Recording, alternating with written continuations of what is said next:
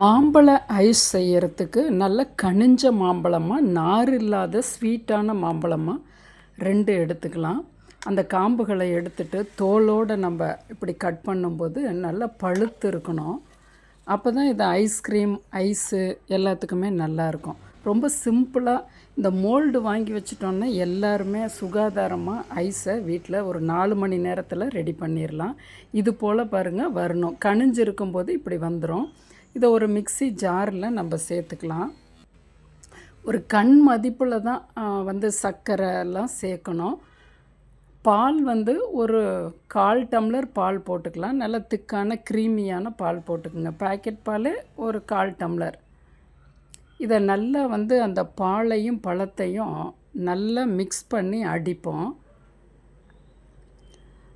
Milk மெய்டுன்னு சொல்லக்கூடிய condensed milk, இது உங்களுக்கு நிறைய கம்பெனியில் இருக்குது. நெஸ்லே, அமுல், இது போல் நிறைய கம்பெனியில் இருக்குது. இந்த வளையத்தை மேல் பக்கமாக தூக்கி ஒரு லைட்டாக ப்ரெஸ் பண்ணிங்கன்னா அந்த இடத்துல அது ஓப்பன் ஆகிக்கும். நம்ம அது வழியாக உங்களுக்கு ஈஸியாக ஒரு 2 டேபிள் ஸ்பூன் கண்டிப்பாக இதுக்கு நம்ம போட்டுக்கிறோம். இதை இன்னொரு அப்படியே நீங்கள் டப்பாவில் ஒரு சில்வர் சம்பளத்தில் வச்சு டேட் பார்த்து நீங்கள் உள்ளே வச்சுருங்க, ஃப்ரிட்ஜுள்ள. வேறு நிறைய ரெசிபிஸ் செய்யலாம். இப்போ 3 டீஸ்பூன் சர்க்கரை போட்டுக்கிறேன். இது ரொம்ப திதிப்பான மாம்பழம். உங்களுக்கு கொஞ்சம் திதிப்பு கம்மியாக இருந்ததுன்னா 3 டேபிள் ஸ்பூன் பெரிய ஸ்பூனில் கூட சர்க்கரை போட்டுக்கலாம். நல்லா ஒன்று கலக்கிறோம். ஒரு நிமிஷம் பாருங்கள், இந்த பதம். இப்போ மோல்டு உங்களுக்கு கொஞ்சம் லிக்விட் பண்ணிக்கிறேன் பால் போட்டு.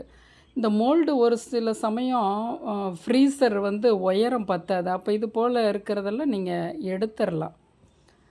நீங்கள் வாங்கும்போதே உங்களோட ஃப்ரீசருக்கு தகுந்த மாதிரி மோல்டை வாங்கிக்கலாம்.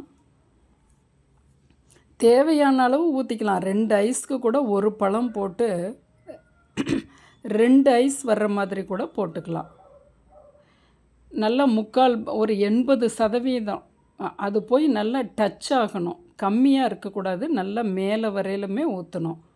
80% ஊற்றுனீங்கன்னா அது இது பண்ணி வராது. சும்மா இடையில அணிலார காமிக்கிறேன். இப்போ ஒரு 5 மணி நேரமாவது உங்களோட ஃப்ரிட்ஜோட அந்த கெப்பாசிட்டிக்கு தகுந்தது போல். இப்போ நம்ம ஒரு ஐஸ் தான் எடுக்கிறோம். பாருங்கள், அப்படி லைட்டாக தண்ணிக்குள்ளே வச்சு ஒரு 30 செகண்டில் அப்படி ஷேக் பண்ணிங்கன்னா இந்த ஐஸ் க்யூப்பு வந்துடும்.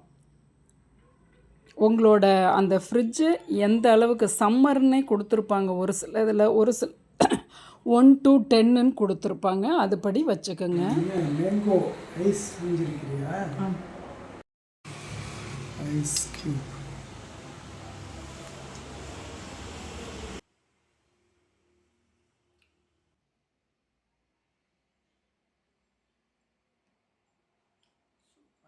நம் சேனலை சப்ஸ்கிரைப் பண்ணுங்கள், ஷேர் பண்ணுங்கள்.